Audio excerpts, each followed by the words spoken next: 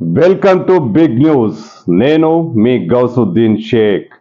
ఉన్నదే రాస్తా, చూసిందే చెప్తా.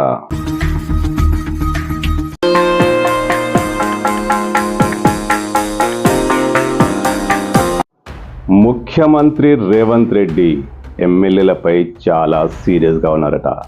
సిఎల్పి సమావేశంలో ఆయన ఉగ్రరూపం చూపించారట. అసలు ఏం చేస్తున్నారు, ఇలా చేస్తే ఎలా అంటూ ముఖ్యమంత్రి రేవంత్ రెడ్డి శాసనసభ్యుల పనితీరుపై మండిపడ్డారట. సిఎల్పి సమావేశంలో ఒక్కొక్కరుగా ఆయన జిల్లాల వారీగా అందరితో మాట్లాడారు. ఈ కోణంలో ప్రభుత్వ పథకాలను పబ్లిక్లోకి తీసుకెళ్లడంలో, ప్రజల్లోకి తీసుకెళ్లడంలో ఎమ్మెల్యేలు పూర్తిగా విఫలమయ్యారని ముఖ్యమంత్రి తీవ్ర ఆగ్రహం వ్యక్తం చేశారట. ఇన్ని కోట్లు ఖర్చు పెట్టి ఇంత అప్పులు ఉన్న పరిస్థితుల్లో కూడా ప్రజా సంక్షేమం కోసం అనేక పథకాలు చేపడుతుంటే శాసనసభ్యులు ఏం చేస్తున్నారు, సొంత పనులకే పరిమితమయ్యారంటూ ముఖ్యమంత్రి ఆవేదన వ్యక్తం చేశారట.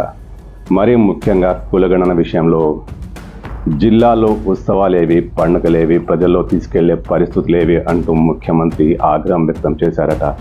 ఎంతో ప్రతిష్టాత్మకంగా తీసుకున్న బీసీ సర్వే విషయంలో శాసనసభ్యులు మౌనంగా ఉండిపోయారని, ఎలాంటి ప్రచారం చేపట్టట్లేదని ముఖ్యమంత్రి తీవ్ర ఆవేదన వ్యక్తం చేసినట్లు సమాచారం.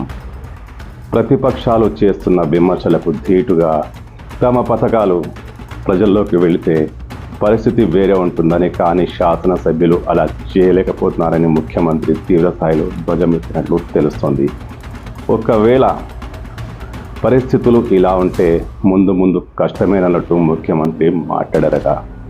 ప్రజల్లోకి పథకాలు తీసుకుపోరు, ప్రభుత్వం గురించి మాట్లాడతారు, వేరు కుంపట్లు పెట్టుకుంటారు, డిన్నర్ సమావేశాలు పెట్టుకుంటారు, నోటికొచ్చినట్లు మాట్లాడతారు.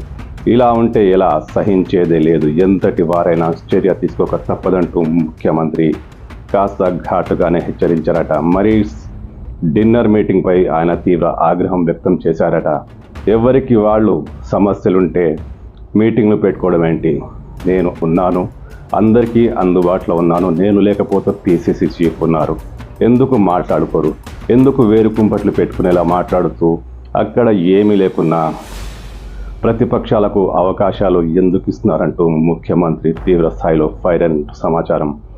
ఈసారి ఇక నుంచి ఎవరికి తోచినట్టుగా వాళ్ళు మాట్లాడొద్దు, ఎవరు ప్రత్యేక సమావేశాలు పెట్టుకోవద్దు. ఏదైనా సమస్య ఉంటే ముఖ్యమంత్రిగా నేను మీ అందరికీ అందుబాటులో ఉన్నాను, నాతో వచ్చి మాట్లాడండి.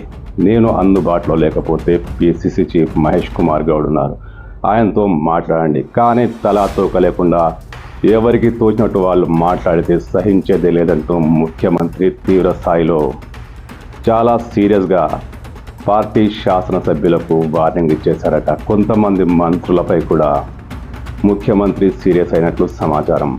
మరీ ముఖ్యంగా ప్రభుత్వ పథకాలను ప్రజల్లోకి తీసుకెళ్లడంలో కాంగ్రెస్ పార్టీ శాసనసభ్యులు, కొంతమంది మంత్రులు పూర్తిగా ఫెయిల్ అయినట్లు ముఖ్యమంత్రి ఒక అంచనాకు వచ్చినట్లు తెలుస్తోంది. ఇదే కారణంగా సిఎల్పి సమావేశంలో ఆయన తన ఉగ్ర స్వరూపాన్ని చూపించినట్లు భావిస్తున్నారు.